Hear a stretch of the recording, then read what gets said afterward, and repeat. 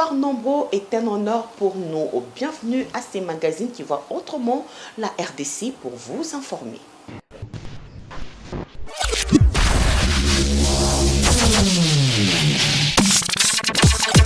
Le Premier ministre Bruno Tshibala a procédé au lancement le jeudi 18 janvier à l'hôtel Memling du plan de réponse humanitaire national en présence de partenaires de la RDC. José Mouyeya.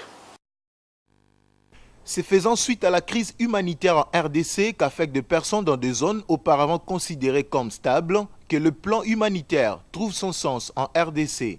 À en croire le chef des bureaux OCHA, cette crise a plongé 13,1 millions de personnes dans le besoin d'assistance humanitaire et de protection. L'expansion des conflits dans les régions du Kasaï et à l'est du pays a eu des conséquences exponentielles sur le nombre de personnes déplacées. C'est toute la raison de mettre à jour le plan réponse humanitaire multisectoriel et pluriannuel qui couvre la période 2017-2018. Début 2017, la communauté humanitaire en République démocratique du Congo s'est pour la première fois dotée d'un plan de réponse humanitaire pluriannuel afin d'adapter sa stratégie d'intervention au contexte de crise et ainsi sauver plus de vies. Ce plan de réponse humanitaire s'inscrit également dans une dynamique de consultation et de collaboration opérationnelle avec les autorités congolaises. Le plan de réponse humanitaire 2017-2018 élaboré par tous les acteurs humanitaires sous la coordination du bureau OCHA RDC constitue un outil de travail irremplaçable. Le Premier ministre Bruno Tshibala s'est réjoui du souci de la communauté humanitaire d'avoir augmenté le financement des actions humanitaires sur le territoire congolais à 1,60 milliard de dollars américains et invite le bénéficiaire à faire bon usage. Le plan de réponse humanitaire 2017-2019, élaboré par tous les acteurs humanitaires évoluant en RDC, sous la coordination du bureau OCHA RDC, constitue un outil de travail irremplaçable et de grande qualité. Je me réjouis en particulier de voir que vous avez tenu compte des besoins réels de la RDC en augmentant le financement des actions humanitaires sur le territoire congolais pour les porter à la somme inédite de 1,68 milliard de dollars américains. En vous félicitant pour les résultats obtenus, je vous invite à faire bon usage du plan de réponse humanitaire de mise à jour dans la planification opérationnelle de toutes vos interventions humanitaires. Par ailleurs, le chef du gouvernement a assuré le respect de toutes les obligations dans la réalisation du plan humanitaire en RDC. Dans un autre chapitre, le cœur charitable en compte peu en temps où le lucre prime. L'ONG Helping Hand, interpellée par la douleur des sinistrés du dernier pluie diluvienne, a vu ses dirigeants descendre au quartier Zappé et Camp Badianding le dimanche 14 janvier apporter de l'aide aux nécessités. Reportage. La matinée du dimanche 14 janvier dernier était une rosée tombée du ciel pour les sinistrés d'inondation de la pluie qui s'est abattue dans la nuit du 3 au 4 du même mois. L'association des volontaires indo-pakistano-libanaises Helping Hand, ensemble avec leurs partenaires Africell et Kin Marché, main dans la main ont secouru les sinistrés du quartier Zappé et du camp Badianding dans la commune de Selembaou. Il est 9h, la délégation a fait son entrée. Mise en place terminée, objectif de la rencontre, servir 60 familles, présente la nourriture d'un mois composé du riz, haricots, soya, sucre, l'eau, les jus, gâteaux, pain et tant d'autres. Avant tout, remercier le bon Dieu pour la circonstance. Yawe kolo société o ba tielo boko pona ko sunga bande ko na biso bazana problème o ba kende ki na ba mai. Comme prévu, toutes les familles étaient enregistrées en amont, chacune munie d'un jeton pour être servie. Helping Hand et ses partenaires s'est fixé comme mission celle d'être toujours proche de la population. En détresse, c'est la joie de bénéficiaires. Que Dieu vous bénisse et que vous continuez toujours votre travail. Merci. Nous sommes très heureuses d'avoir pensé à nous. Nous avons perdu de parcelles et tant d'autres choses. Nous sommes vraiment très contentes de ces grands gestes. Et que cela ne s'arrête pas seulement chez nous. Et que Dieu vous bénisse. Un échantillon de 60 familles servies. Quelle a été la procédure pour en arriver là? C'était difficile. D'abord descendre là en bas à Zappé, là-bas c'est vraiment difficile. Les gens qui connaissent Zappé, c'est entre Upen et Badiadingi, le camp Badiadingi. Il y a une vallée là-bas, il fallait descendre pour remonter. Je suis partie, j'ai recensé les gens qui avaient des problèmes, il y avait vraiment des problèmes. Donc nous remercions Kin Marché pour ces soucis-là, d'aider les sinistrés. Il fait beaucoup, qui continue, Dieu va lui bénir. Sa coordonnatrice remercie ses partenaires. Pour pouvoir arriver à cette école, nous devons remercier aussi l'école Bobokoli, parce que si nous n'avions pas donné cette place, nous n'aurions pu pas faire le travail qu'on vient de faire tranquillement, facilement. Et en plus de ça, nous remercions aussi Africell. Tout ce qu'ils ont fait pour nous, c'était vraiment idéal. Alors nous remercions aussi Madame, elle est toujours avec nous. Nous la remercions aussi pour l'aide qu'elle nous apporte à chaque fois qu'on a besoin d'elle. Pour arriver à faire ce qu'on est en train de faire, alors on remercie à tout le monde qui est ici. Notez que l'école Bobokoli de Mbinza Delvaux a servi comme cadre pour cette activité. Longue vie à Helping Hand. Passionnée du volontariat, Zaïda Ramji, coordonnatrice du Helping Hand, parle de l'initiative Main dans la main pour aider le démuni. Helping Hand, c'est une ONG qui a été créée par les enfants que vous voyez derrière nous, qui avaient des soucis d'aider les gens qui avaient du besoin. Et nous avons créé un ONG qui est volontaire. Ce n'est pas quelque chose qui est obligatoire, mais volontariat. Et vous voyez, nous sommes tous ensemble ici pour servir aux besoins des gens avec l'aide des sociétés que nous partons visiter et que les sociétés nous donnent et que nous arrivons au lieu où il y a besoin. Et cette fois-ci, nous avions été contactés par la société Kin Marché qui nous a demandé d'arriver dans les lieux parce que comme il y a un supermarché ici à Delvaux, de tout voir qu'est-ce qui se passe dans les endroits là où il y avait la pluie, les sinistrés qui sont là, il y avait eu beaucoup de pluie. Et sur base de ça, nous avons envoyé un de nos agents, que c'est Madame Bibi, qui est descendue sur le lieu pour voir quels sont les problèmes qu'ils ont pour que nous puissions rapporter ça à la société Kin Marché qui puisse nous aider à servir ces gens qui nous a demandé d'aider. Tout à fait autre chose, Jeux 54 pays d'Afrique, habituez-vous à ces vocables désormais. Cette organisation qui regroupe de jeunes leaders de 54 pays du continent noir veut d'une nouvelle jeunesse africaine consciente, autonome, ambitieux de ses inspirations au service de l'émergence des Africains. Mais au-delà de tout, sur quoi reposent les axes du jeu 54? Suivez. Ils existent déjà depuis une décennie. Le jeune leader de 54 pays Afrique, regroupé comme un seul homme dans une organisation panafricaine de jeunes, dont le siège se trouve à Abidjan. Contribuer activement à travers des solutions continentales dans vue d'endiguer le fléau qui menace la paix, la sécurité, la stabilité et l'unité de l'Afrique. Tel est l'objectif général du Jeu 54 Afrique.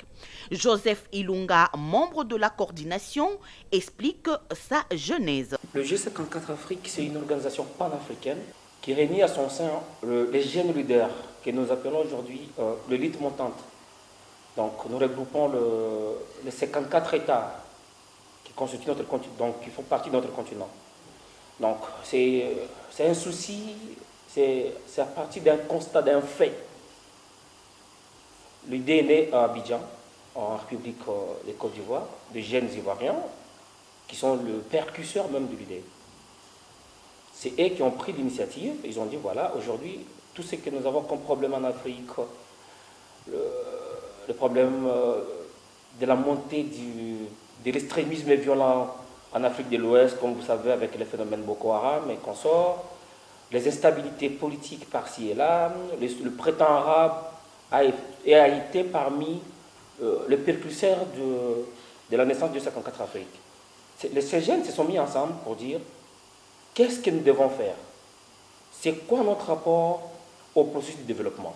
Quel est alors l'impact de cette organisation pour la jeunesse de la RDC? Nous sommes opérationnels au niveau panafricain. Nous sommes dans la phase de l'installation du bureau de coordination pays. Aujourd'hui, au moment où je vous parle, le bureau de coordination sous-régional Afrique, qui, comme vous le savez, l'Afrique est subdivisée en sous-régions. Donc la sous-région d'Afrique centrale, nous avons déjà eu le parrainage du président Paul Biya du Cameroun, dont le bureau Afrique centrale sera basé au Cameroun, du G54 Afrique.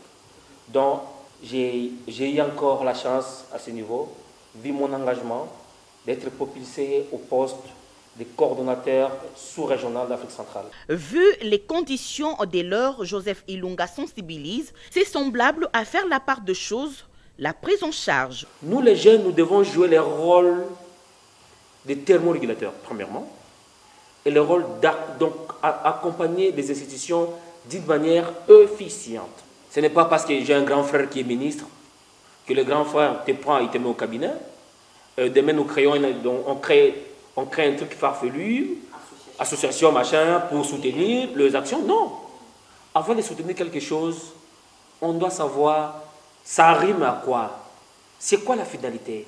Un continent, une jeunesse consciente, capable d'apporter des solutions adéquates aux défis de l'Afrique du XXIe siècle.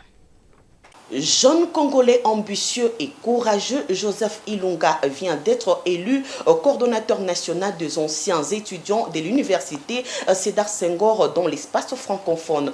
Bonne nouvelle pour la jeunesse congolaise. L'université Senghor d'Alexandrie est le 4e opérateur direct de la francophonie. Parce que l'OIF attaque institution à 4 opérateurs qui sont le TV5 Monde, l'Université Senghor d'Alexandrie, l'AUF, donc l'Agence universitaire de la francophonie, qui est opérateur, et nous avons l'APF, l'Association des parlementaires francophones, qui sont les 4 opérateurs institutionnels de l'OIF. Moi, Joseph, j'ai eu la chance.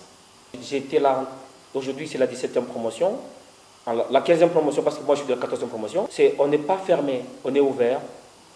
Ces jeunes qui veulent postuler pour prendre part au programme, nous sommes là disposés à les accompagner, à les outiller, à les donner des petits tacts, des outils pour dire voilà, il faut éviter ça, les dossiers se préparent de cette manière, lors de l'interview il faut faire ça, il faut faire ça. On est prêt à accompagner les jeunes Congolais. Et je souhaiterais qu'il y ait pas mal de Congolais qui participent à ce programme pour qu'à la fin du programme, qu'ils puissent rentrer travailler pour le développement de notre pays.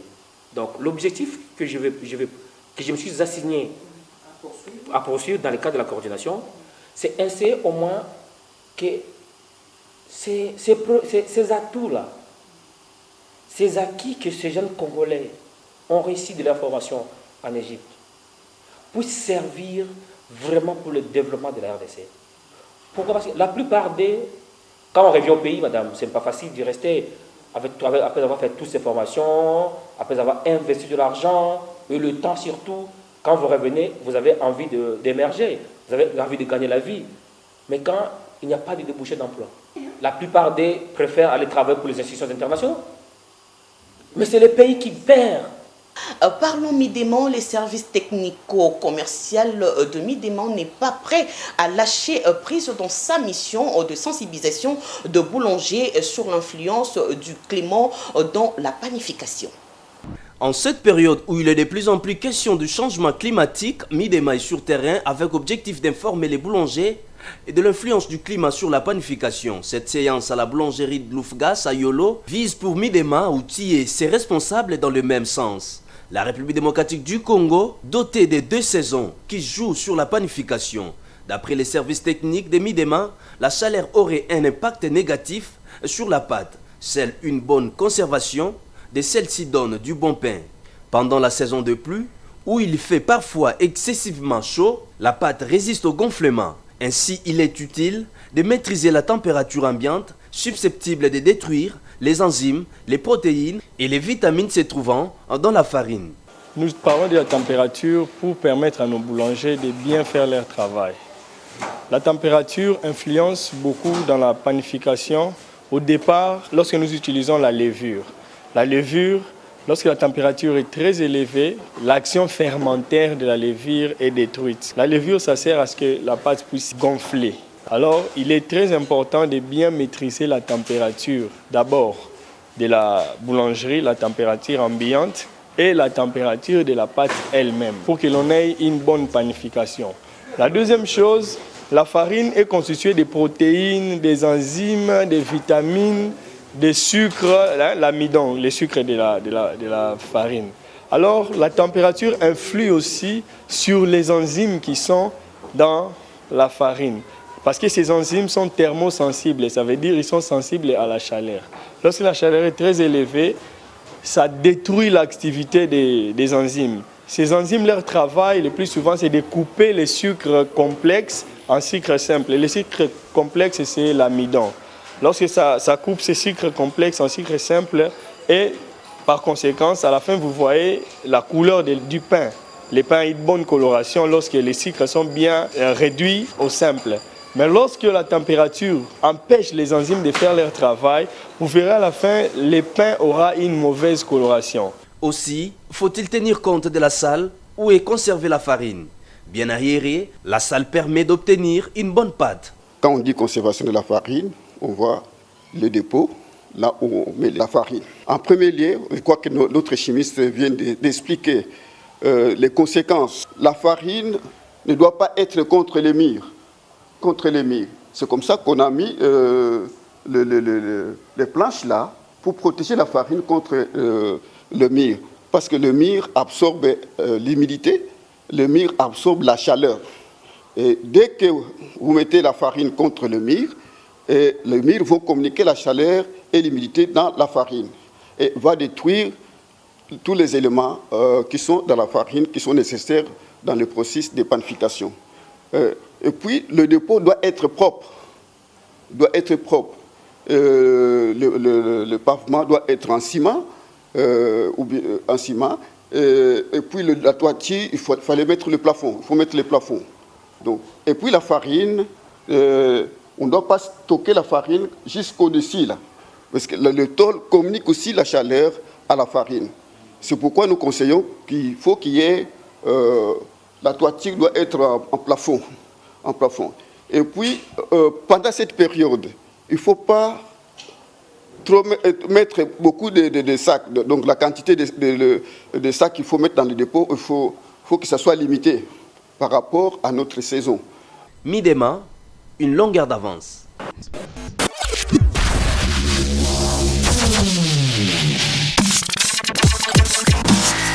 Et en Politica, malgré la vague de tollé suscitée après l'annonce par Roger Lumbala de l'organisation d'une marche dite verte le 21 janvier en soutien aux élections, le coordonnateur de cette s'est dit toujours attaché au rassemblement et à ses pilotes.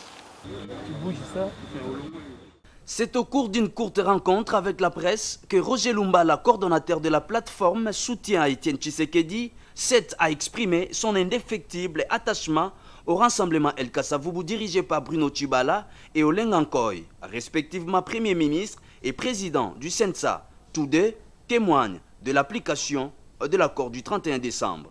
Les deux personnalités issues de l'opposition ont chacune, selon Roger Lumbala, un rôle à jouer dans l'organisation des élections. Monsieur Bruno Nzenza a pour mission dans ce gouvernement 1.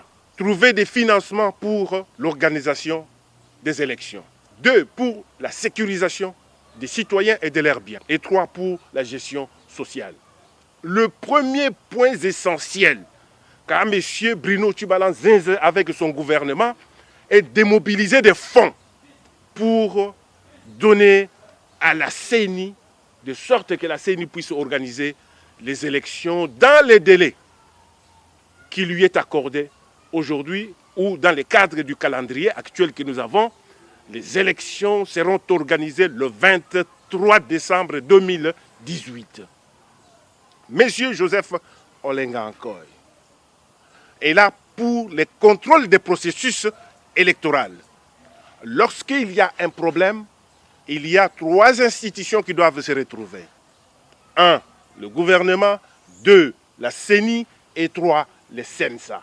La plateforme à laquelle appartient Roger Lumbala Chitenga reste confiante quant à l'organisation des élections pour mettre fin à la crise politique congolaise. Notre marche qui consiste à mobiliser notre peuple, à lui dire que nous avons besoin d'aller aux élections libres, démocratiques et transparentes. Foi du coordonnateur des 7-7.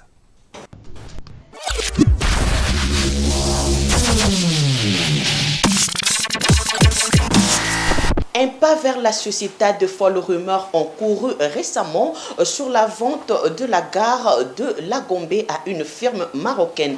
Dans un micro-baladeur devant cette propriétaire de l'ex-Onatra, quelques agents du département de chemin de fer trouvés sur place renvoient au diable les prétendus auteurs d'une telle initiative, du reste mornée. Vieille de plus de 2 siècles, la gare centrale de Kinshasa, située dans la commune de Lagombe, est une propriété de l'actuelle société congolaise de transport et port, jadis appelée Otraco ou Onatra. L'idée de sa vente, comme l'ont laissé entendre certaines rumeurs, est une fausse alerte signée « Pêcheurs en eau trouble et autres vendeurs d'illusions ». Propos du ministre des Infrastructures et Travaux publics relayés par les travailleurs de la SCPT qui informent le public qu'une opération dans ce sens requiert plusieurs risques car la gare centrale est un bien public. Il faudrait que tout le monde sache que l'Onatra est une entreprise de l'État. Seul l'État a pu décider de vendre.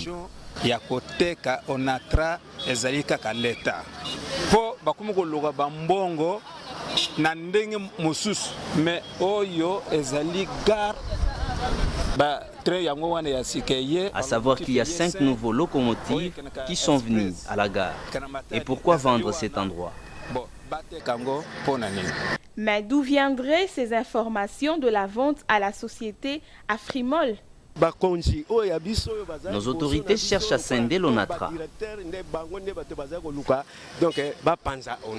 Il n'y a pas de fumée sans feu, dit-on. Changeons de chapitre. Insalubrité, impraticabilité de route à Kinshasa occupe le sommet de soucis de Kinois. Nos reporters ont fait le tour de la ville à ces sujets pour constater les niveaux du mal. Reportage. Sans remède efficace, l'épineuse équation de l'insalubrité et de l'impraticabilité des routes dans la ville-province de Kinshasa restera entière. Aucun coin de la capitale de la République démocratique du Congo n'est épargné par ces démons. La partie est comme l'ouest de Kinshasa, rien n'est beau à voir. L'état de la seule avenue du Livre à Gombe, où les tronçons Kimwenza, 3 maisons, Mayulu, qui mènent au quartier Kimwenza, Kindele, Kimbondo ou 7 km à Mongafula vers l'université de Kinshasa témoignent des niveaux de délabrement de route. À cette gangrène se joignent les montagnes du Mondis. Pire encore, tout se passe à l'indifférence totale des autorités. Ainsi, la grande question reste celle de savoir qui pour y remédier. Le pouvoir public à coup sûr. Dans ce même registre de route délabrée, je vous convie à regarder les spectacles sur l'avenue de l'université où le mal va croissant. Constamment dans un état de délabrement sans arrêt, l'avenue Université figure parmi les artères négligées de la capitale. Pourtant, cette avenue est l'une des principales voies d'accès vers le centre-ville à partir de Mongafula, Lemba, Ngaba et autres. Ce tronçon, par exemple, allant de rond-point Ngaba à Yolo, offre un spectacle désolant. À la place du goudron, c'est le sable argilé qui fait malheureusement l'affaire. Une sorte de terre à l'origine des torts, non seulement aux chauffeurs des transports en commun, mais à la population environnante. Pendant la pluie, ce coin devient impraticable à cause de la boue et des nids de poules. C'est ce moyen trouvé par les agents de l'ASECO qui permet aux véhicules de bien rouler. Ici, l'embouteillage est toujours au rendez-vous. Nous faisons l'essentiel qu'il y ait la circulation. La poussière n'est pas en reste. Ce sont des voitures parquées le long du macadam qui revêtissent la poussière jaune. Le souci de la population demeure inchangé, la réhabilitation durable de l'avenue Université. L'urgence s'impose. Sur Université, nous demandons au gouvernement de nous venir en aide. Cette route est l'une des principales dans la capitale. Elle ne peut pas se trouver dans cet état.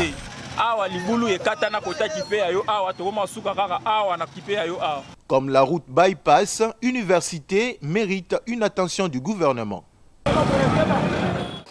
Parlons santé à présent. Elles sont rares, les formations hospitalières, à faire parler d'elles en termes de soins de qualité. À Yolo Nord, la solution s'appelle le centre médical El Rafa. Sa réputation a même atteint le quatre coins de la ville-province de Kinshasa. Plus besoin de quitter le pays pour de soins médicaux à l'étranger. Le centre médical El Rafa, doté d'un matériel de santé moderne et d'un personnel qualifié, a fait ses preuves en matière de soins médicaux à Kinshasa. Depuis Yolo Nord, où il est placé, cette formation médicale a fait parler d'elle sur toute la ville. La qualité attire, dit-on. El Rafa reçoit tout le monde et les malades se retrouvent entre des bonnes mains. La guérison est ainsi assurée, comme le témoigne le concerné. Mikondo, Mikondo comme ça, là où place de Vandaka. À Beli, 3 semaines à l'hôpital, a fait mission à l'hôpital qui est à Koufi, Toya, Toki Sango, il y a docteur Congolo na télévision, comme ça, tout kende, de Toya qui n'a ya, côté coma une semaine, à Ebita, tout ça, il y a 3 semaines en gros, à Komazo Lobate, à Zoninganate, à Lalika, à Koufi Kaka, en fait, une semaine, Mobimba Lobate, tout le monde a pris une semaine, mutuazo loba, na ba prière, bazo sala, ba pasteur, bazo ya, les serviteurs dédiés à chaque lundi, bazo sambela, ti tout le monde mutua comme loba, les autres ba ite ko loba, les autres comme loba, comme kolia, comme melati, ni tout ça awa na El Rafa.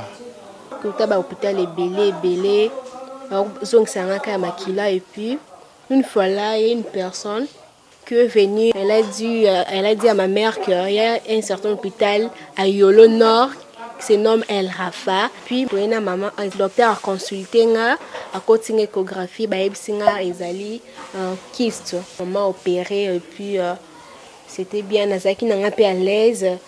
J'étais libre, je suis devenue libre. Faites confiance à ce centre médical El Rafa, vous ne serez pas déçus. Nayaki a pambate. Nayaki awa connaissance des causes. Na otaki na koko na ngai mort vivant. Mais façon basalila ki na hôpital oyo et pesa ngai somme inutile okenda poto okenda ngalema okenda campus de Kinshasa. Basalisi ngai awa basali mwana opération kitoko mwana azai joueur azongi kubeta balle ba biloko nyonso ezako tongisa ye esili. El Rafa pour la santé de Congolais et de tout le monde. Vous prenez votre transport, vous descendez juste au croisement Bongolo et chaussée de Kimwenza.